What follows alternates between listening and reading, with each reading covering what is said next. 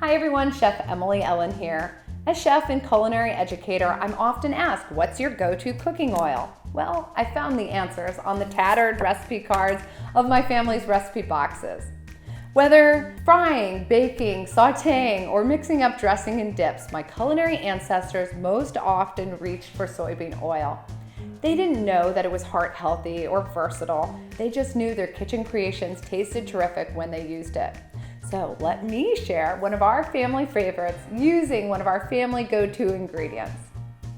Grandma Shirley's crispy pan-fried fish is what we all craved while growing up on Lake Erie, where family fish fries on Friday were like a weekly tradition.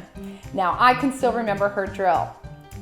Don't cut that fish too thick, don't dredge it in too much flour, and keep that pan and oil hot. The key to tasty frying is to use oil with a high smoke point that will allow for optimum cooking temperatures while maintaining a neutral flavor that allows the food's natural flavors to shine through. With its extremely high smoke point, as high as 450 degrees, soybean oil is great for high heat cooking. We called it vegetable oil, and you may have too.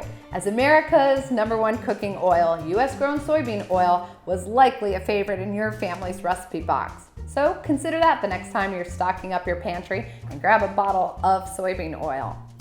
For more recipes like this delicious one, and to learn about cooking with soy, visit my blog post, Cooking with Soy is a Joy.